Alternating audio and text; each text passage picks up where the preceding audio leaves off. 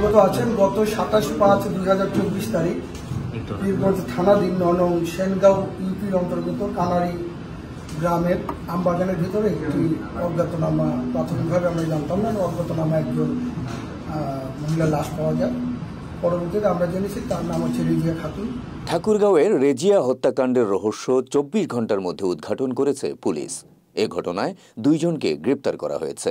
মঙ্গলবার দুপুরে Thakurgaon police super কার্যালয়ের সভাকক্ষে সংবাদ সম্মেলনের মাধ্যমে বিষয়টি নিশ্চিত করা হয়।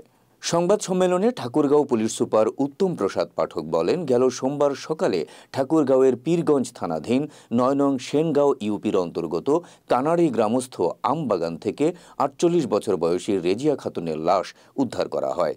এ বিষয়ে নিহতের ছেলে জুলফিকার আলী রুবেল পীরগঞ্জ থানায় একটি হত্যা মামলা দায়ের করেন। পরবর্তীতে উক্ত ঘটনার রহস্য উদ্ঘাটনে পীরগঞ্জ থানা এবং জেলা গোয়েন্দা শাখার সমন্বয়ে বিশেষ টিম ঘটনাস্থল পর্যবেক্ষণ করে নিবিড়ভাবে কাজ শুরু করে।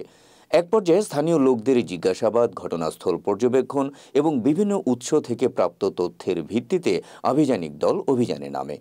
একই দিনে হত্যার ঘটনার সাথে সম্পৃক্ত আসামি ওই এলাকার মালগাঁও গ্রামের মৃত তমিজউদ্দিনের ছেলে দেলোয়ার হোসেন ও কানাড়ি গ্রামের মৃত ধনিবুল্লার ছেলে এন্তাজুলকে গ্রেপ্তার করা হয়।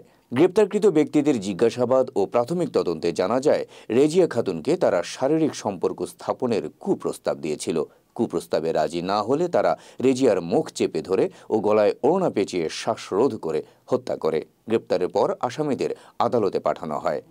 এই ঘটনার সাথে সংশ্লিষ্ট অভিযুক্ত দেলোয়ার হোসেন এবং এন্তাজুল তারা সবাই পীরগঞ্জ থানাধীন কানাড়ি গ্রামে তারা বসবাস করেন এবং আমরা তাদের জিজ্ঞাসাবাদে তাদের থেকে যে প্রাপ্ত তথ্যপত্র পেয়েছি তার সামারিটা এরকম যে বিশিষ্ট রেজিয়া খাতুনকে শারীরিক সম্পর্ক স্থাপনের জন্য তারা প্রস্তাব দেয়। উনি রাজি না হওয়ার কারণে রাতের বেলায় তার মুখ চেপে ধরে এবং গলায় ওড়না পেঁচিয়ে শ্বাসরোধ করে তাকে তারা হত্যা করে।